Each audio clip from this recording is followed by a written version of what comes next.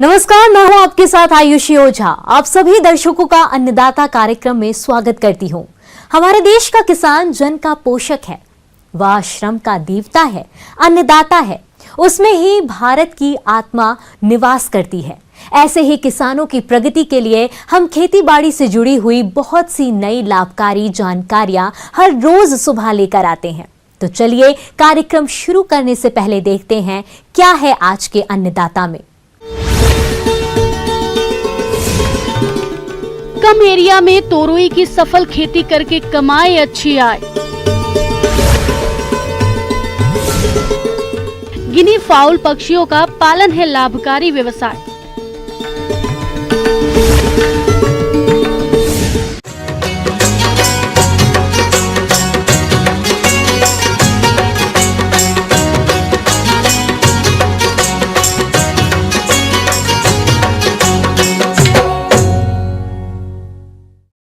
अपने राज्य के किसान भाई विभिन्न प्रकार की सब्जियों की खेती करते हैं और इनसे अच्छा आय भी कमाते हैं।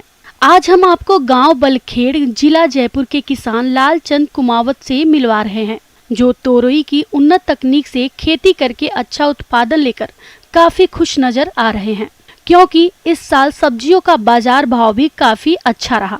तो इन्होंने कम एरिया में तोरई की खेती करके किस प्रकार से कमाई अच्छी आय, आइए जानते हैं खुद इन्हीं से।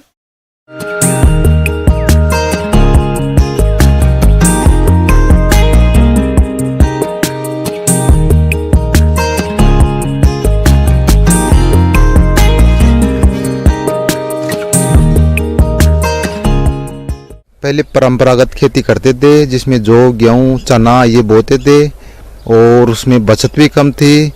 और अब क्या है, पानी का लेवल टूट जाने के बाद थोड़ा सब्जी में ध्यान दिया, तो 2-3 साल से हमने ये तोरई की फसल बो रहे हैं। तो इसमें क्या है, रिजल्ट बढ़िया आ रहा है। इस साल भी बोई है, तो ये लगभग 1 बीघा के लगभग तोरई है और ड्रिप द्वारा पन्नी वन्नी बिछा के फिर बोते हैं। तो इसमें क्या है, खरपतवार का भी इतना नहीं रहता है। किसान भाइयों, यदि आप अपनी सूझबूझ से उन्नत तकनीकियों को अपनाते हुए सब्जियों की खेती करते हैं, तो न केवल कम पानी में अधिक क्षेत्रफल पर सिंचाई कर पाएंगे, बल्कि कम एरिया में अधिक आय भी मिलेगी, जैसा कि ये किसान कर रहे हैं। इन्होंने तोरई की फसल कम एरिया में उन्नत तकनीक से की, जिससे इनको अधिक उपज मिली। खेत तैयार करने के बाद गोबर की खाद वाद अच्छी तरह से डाल के ट्रैक्टर से 2-3 बार निकाल के बेड तैयार करके इसमें ये मर्चिंग भी साधी और फिर क्या है, बीज बो दिया। इसमें बीज बोने के बाद इसमें 1 रोज छोड़ के 1 रोज अंतराल पानी दिया और फिर क्या है, वो बीज जैसे बड़ा हो गया और बड़ा होने के बाद इसमें NPK 1261 और NPK 1919 ये ड्रिप द्वारा ही देते हैं। ये इसमें देने के बाद ये मिनी फुहारा भी लगा रखे हैं हमने, ये ऊपर का टेम्परेचर डाउन करने के लिए। और बेड द्वारा भी सिंचाई कर देते हैं पानी डाल के, क्योंकि ऊपर का टेम्परेचर इतना हाई रहता है कि इसमें क्या है, मौसम ही गर्मी का है। तो ये क्या है, फल बैठने के लिए ऊपर से ये मिनी फुहारा चला देते हैं और बेडों में पानी चलता ही है, तो फल अच्छी तरह से बैठ जाता है। तो इसमें क्या है, फसल में रिजल्ट बढ़िया आता है। ये बेल वाली फसल है और ग्राउंड में इसमें हम बोते हैं। ये क्या है, ऊपर बांस वाली नहीं लगाते हैं, क्योंकि ग्राउंड में क्या है, इतना टेम्परेचर ज़्यादा हेवी रहता है कि ऊपर क्या है, लू लगने का खतरा रहता है। इसलिए हम क्या है, ये ग्राउंड में, तो इसमें क्या है, ग्रोथ बढ़िया हो जाती है। और 1 महीने के अंतराल के बाद ये क्या है, बेल लंबी हो गई और लंबी होने के बाद इसमें जैसे फूल पत्ती बैठने लग गई और फूल पत्ती बैठने के बाद ये 1.5 महीने के लगभग तैयार होके अब चल रही है ये। और हमने इसमें रिजल्ट भी बढ़िया पाया है और ये बेस्ट पैदावार है। इसमें क्या है, स्प्रे भी का खर्चा कम है, यानी 5-7 रोज़ के अंतराल के लगभग मैं स्प्रे इसमें करता हूँ और रिजल्ट बढ़िया मिलता है इसमें। और हर तीसरे दिन इसमें 100 क्विंटल लगभग उतर जाता है। ये किसान फसल की तुड़ाई सही समय पर करते हैं और तुड़ाई के बाद ग्रेडिंग और पैकिंग उचित प्रकार से करते हैं, जिससे इनको अपने उत्पादन का मंडी में अच्छा भाव मिला और इनकी आय में बढ़ोतरी हुई। और इसमें क्या है कोई खर्चा भी इतना नहीं है। तो ये तोरी की बेल वाली बढ़िया हरी सब्जी है।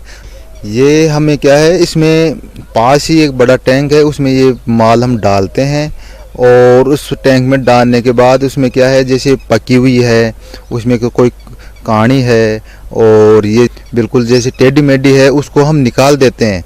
और निकालने के बाद बिल्कुल जो फ्रेश माल होता है उसमें हम जैसे 5 किलो 10 किलो 15 किलो तक पॉलीथीन की थैली में पैक करते हैं। और पैक करने के बाद उसमें क्या है जैसे रात को उस थैलियों को रखते हैं तो नीचे भी हम ठंडी रहने के लिए बाल्टी द्वारा छिड़काव करके फिर पॉलीथीन की थैली को रख के ऊपर क्या है ये हल्की सूती पल्ली देते हैं। उसमें क्या है वो नमी बनी रहती है, नमी के कारण ये ख़राब नहीं होती है। सुबह क्या है जल्दी उठ के हम मंडी के लिए उनको ले जाते हैं और इसमें क्या है रिजल्ट भी बढ़िया रहता है और भाव भी हमें बढ़िया मिलते हैं। किसान भाइयों, इनको तुरई का बाजार भाव पहले 40 रुपए मिला, उसके बाद अभी 18 से 25 रुपए मिल रहा है और 30 रुपए प्रति किलो के हिसाब से बेचकर 30,000 रुपए की आय मिली है और इतनी ही आय मिलने की संभावना है। तो इस प्रकार से इन्हें 60,000 रुपए की आय मिलेगी। यदि तोरई की फसल में खर्चे की बात करें तो इनको खेत तैयारी से लेकर मंडी में बेचने तक का सारा खर्चा आएगा 20,000 रुपए। यदि इनकी कुल आय 60,000 रुपए से कुल खर्चा 20,000 रुपए निकाल दे तो इनको 40,000 रुपए की शुद्ध आय मिलेगी। और इसमें क्या है लगभग हमने ये 6-7 तोड़ाव इसमें तोड़ लिए हैं। एक बार तोड़ने के लगभग 100 कुंटल उतर जाती है। इसमें शुरुआती इसमें जो हमें भाव मिले थे वो 40 रुपए के लगभग मिले थे प्रति किलो के हिसाब से। तो लगभग इसमें अब ये 20-25 का भाव चल रहा है तो इसमें औसत एवरेज लगभग 30 का लगभग रह जाता है। लेकिन इसमें लगभग मैंने 10 कुंटल के लगभग निकाल दिया। 30,000 का माल तो मैंने निकाल दिया है और 30,000 का माल इसमें और हो जाएगा तो लगभग 60,000 की इसमें ये 1 बीघे में हो जाएगी। और इसमें 21,000 का लगभग किराया है, तुड़ाई है और इसमें दवाई का खर्चा है, बीज का खर्चा है। ये खर्चा लग के 21,000 खर्चा आ जाता है तो 1 बीघा में 40,000 की बचत हो जाती है। थैलियों में पैक करके इसकी ग्रेडिंग करके अच्छी तरह से बिल्कुल कच्चा माल हम मंडी पहुंचाते हैं और मंडी में भी क्या है क्वालिटी बेस्ट रहती है और जाते ही क्या है ग्राहक इसको खरीद लेते हैं। ये जब हमें इसकी सफाई करते हैं, इसकी क्या है ग्रेडिंग करते हैं तो वो बिल्कुल क्लियर करते हैं क्योंकि इसमें क्या है पॉलीथीन की थैली में हम पैक करते हैं। मंडी में जाते ही हमारा माल पहले बिक जाता है तो इसमें क्या है हमें मंडी में टाइम भी नहीं लगता है। जैसे जैसे ग्राहक आते हैं वो पॉलीथीन की थैली तोल के उठा के और वो ले जाते हैं। किसान भाइयों, अब लेते हैं एक छोटा सा ब्रेक।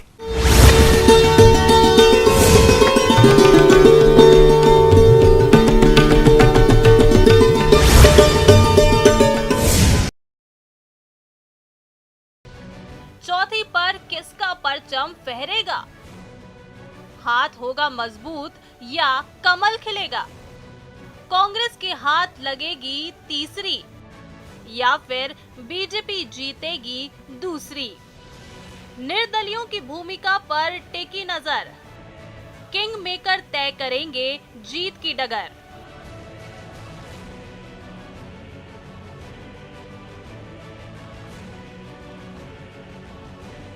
राज्यसभा के रण का शंखनाद हो चुका है। देश की 57 सीटों पर होने वाले चुनाव के लिए 24 मई से नामांकन की प्रक्रिया भी शुरू हो गई है। राज्यसभा की जिन 57 सीटों पर चुनाव होने हैं उनमें राजस्थान की 4 सीटें भी शामिल हैं। जाहिर है प्रदेश में भी सियासी घमासान जोर पकड़ चुका है। इस सियासी घमासान में जिनकी सबसे बड़ी भूमिका होने वाली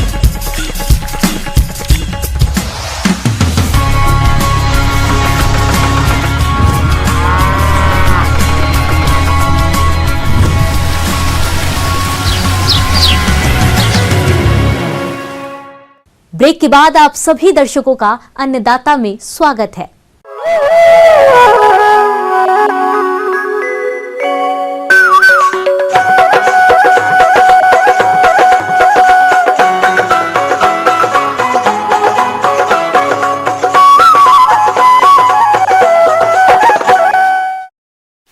कुछ वर्षों में गिनी फाउल पालन का चलन तेजी से बढ़ा है। इसे मांस और अंडे के लिए पाला जाता है। इसकी सबसे अच्छी बात यह है कि इसको पालने में बहुत ज़्यादा लागत भी नहीं लगानी पड़ती, साथ ही बाजार में इसका दाम भी अच्छा मिल जाता है।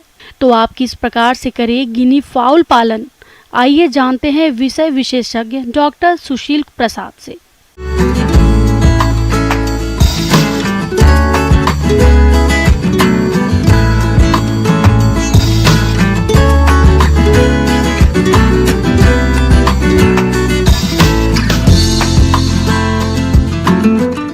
इसमें जब हम पोल्ट्री की बात करते हैं, पोल्ट्री ख़ास तौर से आम तौर पर लोग पोल्ट्री कहते हैं, मुर्गी के लिए सिर्फ करते हैं, लेकिन पोल्ट्री कहने का तात्पर्य हमारा सिर्फ मुर्गियों से ही संबंधित नहीं है। इसके अंदर में बत्तख भी है, टर्की भी है, गिनिया फाउल जिसको चाइना मुर्गी कहते हैं वो भी है, या तेतरी भी कहा जाता है।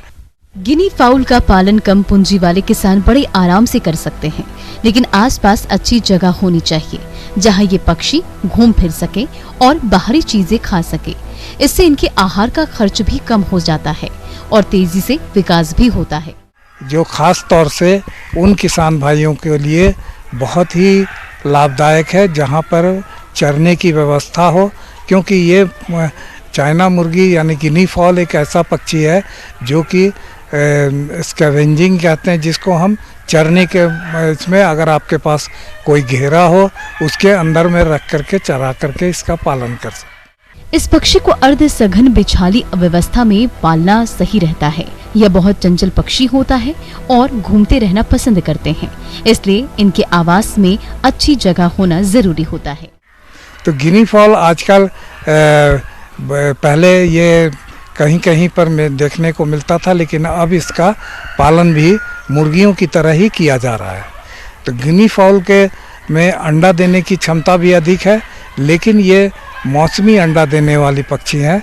अप्रैल से जैसे देना शुरू किया सितंबर तक, तो ये इनका अंडा भी थोड़ा नुकीला होता है एक तरफ और चौड़ा होगा दूसरी तरफ। इसके अंडे में कोलेस्ट्रॉल, जो आजकल कहते हैं कि अंडा खाने से कोलेस्ट्रॉल बढ़ जाता है, तो लेकिन गिनी फाउल एक ऐसा पक्षी है जिसके अंडे में कोलेस्ट्रॉल की मात्रा बहुत ही कम है।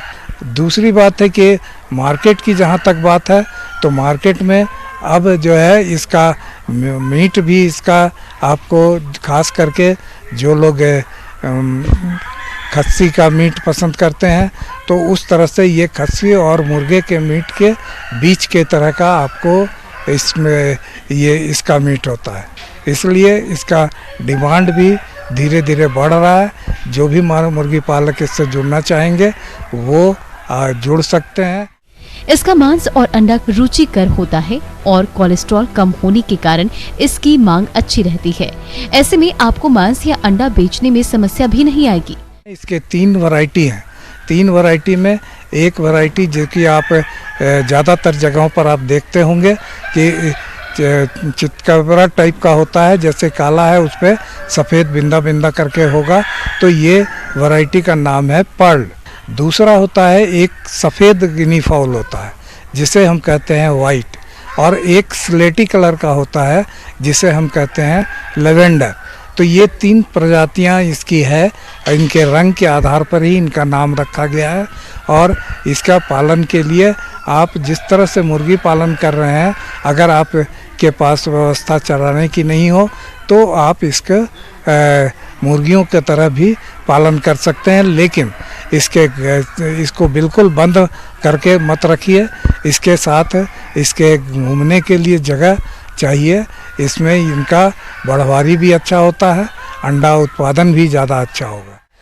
जैसे कि इस पक्षी के पालन में आहार पर खर्च कम आता है, लेकिन अगर आवास में रखकर पालन करते हैं तो खर्च भी बढ़ेगा और इनका विकास भी धीमे ही होगा। इसलिए इनको रोज 5 घंटे घूमकर खाने के लिए जरूर छोड़ें। यह फसलों को बिल्कुल नुकसान नहीं करते हैं और 50% तक आहार का खर्चा बचता है। बाहर घूमने के बावजूद इनको घर में भी आहार जरूर दें। इनको वही आहार दिया जाता है जो आहार मुर्गियों को दिया जाता है। जो मुर्गियों के लिए जो स्टार्टर ग्रोअर लेयर ये 3 फेज का जो दाना है मुर्गी का आहार है, वही आहार आप इसमें भी प्रयोग कर सकते हैं। इसमें बीमारियों का भी प्रकोप कम है कि जो भी अगर इसका मरना होगा, अगर आपने इसका चूजों का प्रबंधन सही कर लिया तो समझिए बड़े होने के बाद इनमें मृत्यु दर बिल्कुल ही कम है। अगर आप 100 पक्षियों से इसकी शुरुआत करना चाहते हैं तो इतने पक्षियों को रखने के लिए लगभग 15 वर्ग मीटर जगह की जरूरत होती है, जिस पर आवास बनाने में 30,000 रुपए खर्च होंगे, जो कि कई सालों तक चलेगा। इस पक्षी को मांस उत्पादन के लिए तैयार होने में लगभग 3 से 4 महीने का समय लगता है। इस दौरान एक पक्षी पर ब्रूडर, चूजे खाने के बर्तन, आहार, बिजली, दवा और अन्य कार्यों पर लगभग 75 रुपए खर्च होते हैं। इस प्रकार से 100 पक्षियों पर 7,500 रुपए खर्च होते हैं और एक पक्षी लगभग 150 रुपए के हिसाब से बिकता है, जिससे कुल आय 15,000 रुपए तक होती है और लागत घटाकर शुद्ध आय के रूप में 7,500 रुपए 1 लाट से मिलता है और एक साल में लगभग 3 लाट आसानी से निकलता है, जिससे साल की शुद्ध आमदनी 100 पक्षियों से 22,500 रुपए होती है। इसके अलावा आप चाहे तो इनसे अंडा उत्पादन ले सकते हैं। 7 से 8 महीने के बाद अंडे का उत्पादन होने लगता है और एक साल में लगभग 100 अंडों का उत्पादन होता है और एक मादा 3 साल तक अंडे देती है, जो कि अपने जीवन काल में लगभग 250 से अधिक अंडे देती है। इससे भी मुनाफा ले सकते हैं और इसके अलावा इनसे हैचिंग कराकर चूजों का खुद पालन कर सकते हैं और इन्हें बेचकर मुनाफा भी कमा सकते हैं। ये देखिए, इसके लिए अगर इन्हें चूजों की प्राप्ति के लिए गिनी फॉल का फार्म और कहीं पे तो इस तरह का फार्म है नहीं। आपको इज्जत नगर बरेली में केंद्रीय पक्षी अनुसंधान केंद्र है, वहाँ पर आपको संपर्क स्थापित करेंगे तो गिनी फॉल का चूजा या अंडा वहाँ से प्राप्त किया जा सकता है और वहाँ से प्राप्त करके अगर आप उसे हैचिंग कराना चाहते हैं तो कहीं भी आप हैचिंग करा सकते हैं। ये इनका चूजों का हैचिंग 28 दिन में होता है और या चूजे लाना चाहते हैं तो वहाँ से आपको चूजा या अंडा दोनों ही उपलब्ध हो जाएगा। आगे और भी है खेती बाड़ी से जुड़ी हुई बहुत सी रोचक जानकारियां। यहाँ रुकेंगे एक और ब्रेक के लिए।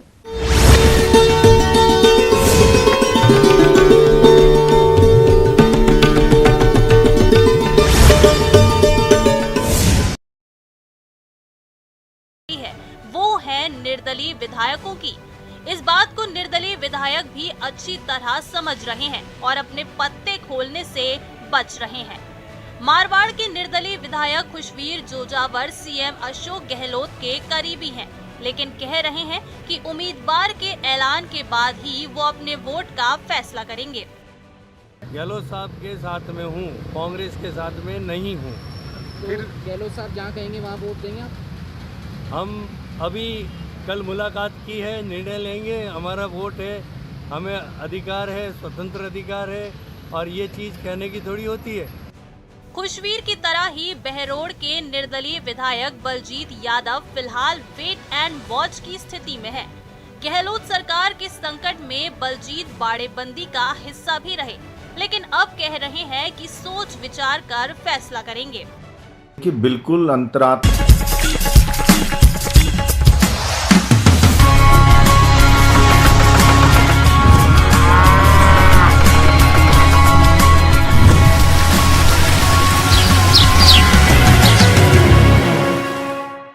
ब्रेक के बाद एक बार फिर से आप सभी दर्शकों का अन्नदाता कार्यक्रम में स्वागत है।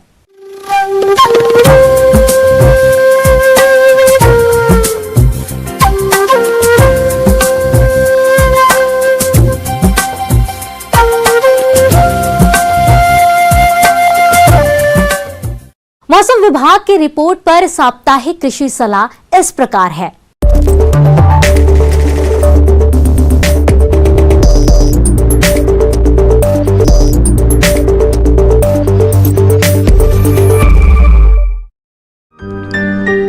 ग्रामीण कृषि मौसम सेवा, मौसम पूर्वानुमान एवं कृषि सलाह। राजस्थान कृषि अनुसंधान संस्थान, श्री कर्ण नरेंद्र कृषि विश्वविद्यालय जोबनेर, दुर्गापुरा, जयपुर द्वारा भेजे गए मौसम पूर्वानुमान रिपोर्ट के आधार पर किसान भाइयों को सलाह दी जाती है कि आगामी 3 दिनों में अधिकतम तापमान 40 डिग्री सेल्सियस और न्यूनतम तापमान 27 से 29 डिग्री सेल्सियस रहने की संभावना है और अधिकतम सापेक्षिक आर्द्रता 43 से 51% और न्यूनतम सापेक्षिक आर्द्रता 15 से 21% रहने की संभावना है। हवा की औसत गति 28 से 30 किलोमीटर प्रति घंटे की दर से चलने की संभावना है। ऐसे में इन क्षेत्रों के किसान भाइयों को सलाह दी जाती है कि बरसात के मौसम के लिए बाजरा और ज्वार जैसी अगेती चारे वाली फसलों की बुआई करें। गर्मियों में तरबूज और खरबूजा की तुड़ाई का समय है। कच्चे फलों की तुड़ाई ना करें। फल के पास डंठल का सूखना, सिरकने की आवाज, फलों के बल्ली के रंग में परिवर्तन फलों के पकने के महत्वपूर्ण लक्षण हैं। सिंचाई के तुरंत बाद यानी 12 से 24 घंटे तक फलों की तुड़ाई ना करें। किसानों को सलाह दी जाती है कि प्याज की फसल में बल्ब की खुदाई करें और खुदाई के उपरांत सुरक्षित स्थान पर रखें। किसानों को सलाह दी जाती है कि भिंडी की फसल में सफेद मक्खी और जेसिड के नियंत्रण के लिए 5% नीम के बीज का अर्क या 500 मिलीलीटर नीम का तेल या एसीफेट 75% एसपी 1 ग्राम या इमिडाक्लोप्रिड 17.8 SL की 0.3 मिलीलीटर मात्रा प्रति लीटर पानी के हिसाब से घोल बनाकर छिड़काव करें। किसान भाइयों को सलाह दी जाती है कि खेत की गहरी जुताई करें जिससे मृदा में उपस्थित फफूंद, जीवाणु, कीटों के लार्वा और खरपतवारों की बीज सामग्री आदि धूप से नष्ट हो जाएं। मिर्च की फसल में पर्णकुंचन और मोज़ेक रोग को फैलाने से रोकने के लिए प्रभावित पौधों को उखाड़कर जला दें और डाइमिथेट 30 EC की 1 मिलीलीटर मात्रा प्रति लीटर पानी के हिसाब से घोल बनाकर छिड़काव करें। वर्तमान में वातावरण का तापमान लगातार बढ़ रहा है। ग्रीष्मकालीन सब्जियों की आवश्यकता अनुसार समय पर सिंचाई करते रहें। नींबू वर्गीय पौधों पर डाईबैक रोग के लक्षण दिखाई देने पर रोग की रोकथाम के लिए कॉपर ऑक्सीक्लोराइड 0.3% की दर से छिड़काव करें। पपीता की नर्सरी लगाने का उचित समय है। 1 हेक्टेयर में पौधों को उगाने के लिए 250 ग्राम बीज का उपयोग करें। कुर्घानी ड्यू, पूसा नन्हा, CO2, CO5 और ताइवान पपीते की उन्नत किस्में हैं। बीजों की बुआई से पहले 2 ग्राम कार्बेंडाजिम प्रति किलोग्राम बीज की दर से उपचारित करके बुआई करें। किसान भाइयों को सलाह दी जाती है कि बेर के पौधों में कटाई छटाई का यह उचित समय है। मई माह के अंत तक कटाई छटाई कर दें। क्रंदन करते समय रोगग्रस्त सूखी एवं आपस में रगड़ खाती टहनियों को हटा दें। पशुओं को गर्मी से बचाने के लिए पीने का पानी दें और छायादार स्थान या पेड़ों के नीचे बांध दें। उन्हें स्वस्थ रखने के लिए 50 ग्राम आयोडीन युक्त नमक और 50 से 100 ग्राम खनिज मिश्रण प्रतिदिन फीड और हरे चारे के साथ दें।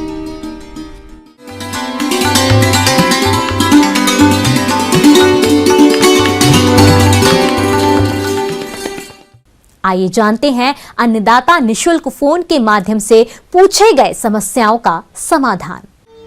अन्नदाता निशुल्क फोन संपर्क सेवा के माध्यम से पूछे गए प्रश्नों में से आज हमने जिस प्रश्न को कार्यक्रम में शामिल किया है उसे पूछा है ग्राम चंदेला, जिला सिरोही के कृषक प्रवीण कुमार ने। ये पपीता की स्वस्थ नर्सरी तैयार करने के बारे में संपूर्ण जानकारी चाहते हैं। तो प्रवीण कुमार जी, आपकी जानकारी के लिए प्रस्तुत है कार्यक्रम का ये अंश।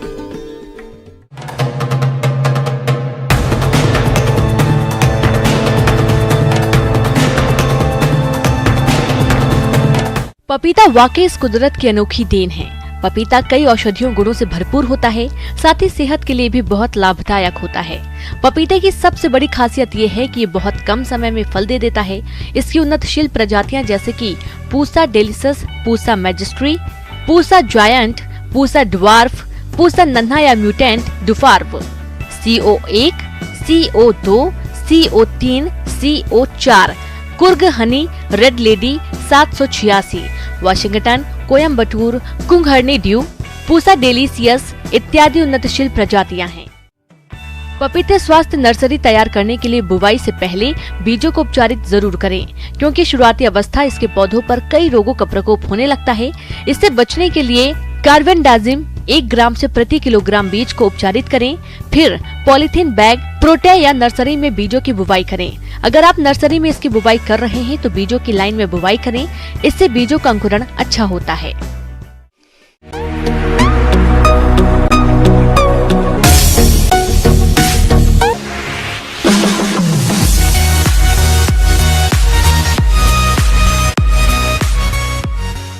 एक नजर डालते हैं राज्य के कुछ मंडियों के प्रमुख फसलों के बाजार भाव पर।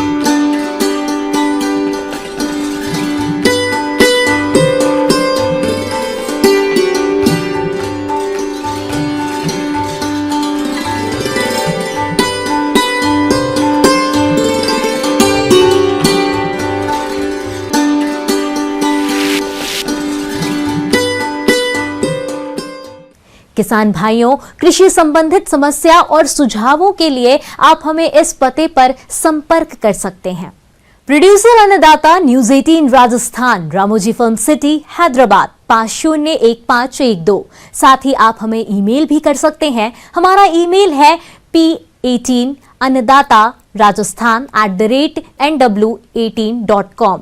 इसके अतिरिक्त आप हमें निशुल्क हेल्पलाइन नंबर 180088921163 पर सोमवार से शनिवार सुबह 10 से शाम 4 बजे के बीच संपर्क कर सकते हैं। अब समय हो रहा है आपसे विदा लेने का। कल फिर मुलाकात होगी कृषि से जुड़ी महत्वपूर्ण जानकारियों के साथ। नमस्कार।